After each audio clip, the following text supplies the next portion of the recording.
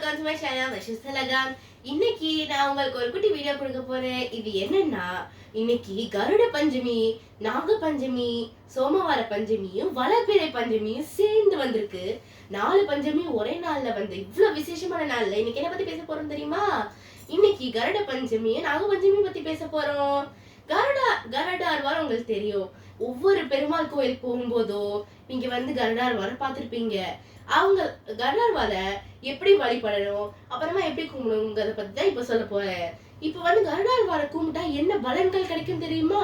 வாகனம் இப்போ வந்து நீங்க வந்து கார்ல போறீங்க, எங்கேயாவது வண்டியில டிராவல் பண்றீங்க, அப்ப வந்து வாகன வந்து விபத்து நடக்காம, ஆக்சிடென்ட் நடக்காம தடுக்கிறது வந்து கருடாழ்வார கும்பிடுறதா.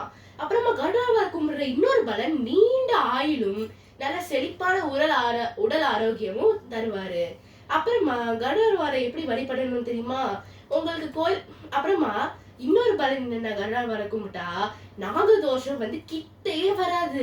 நாகதோஷம் பிடிச்சா வாழ்க்கையில நிறைய கஷ்டங்கள் வரும். அந்த கஷ்டங்களையும் தவிர்க்கலாம் கருடாழ்வார கும்பிட்டா. இப்ப கருடாழ்வார எப்படி வழிபடணும்னு சொல்றேன், எப்படி கும்பிடணும்னு சொல்றேன். கோயில் போயிருக்கவங்க, அப்புறமா பெருமாளுக்கு என்ன பிடிக்கும் உங்களுக்கு தெரியும்ல, கற்கண்டு, துளசி, வெத்தலை பாக்கு பழம், தேங்காய், இத மாதிரி வந்து பொருட்கள் எல்லாம் வாங்கி கோயில்ல நீங்க அர்ச்சனைக்கு கொடுக்கலாம், இல்லாட்டி பூஜைக்கும் கொடுக்கலாம்.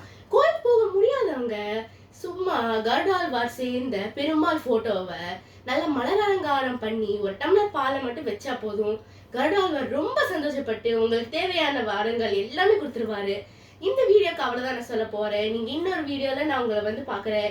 நீங்க இந்த வீடியோ பிடிச்சிருந்தா உங்க ஃப்ரெண்ட்ஸ் கூட, ஃபேமிலி கூட ஷேர் பண்ணுங்க, சப்ஸ்கிரைப் பண்ணுங்க, லைக் பண்ணுங்க, கமெண்ட் பண்ணுங்க. இப்போ வந்து நான் பை சொல்லிக்கிறேன். இன்னொரு வீடியோல பார்க்கலாம்.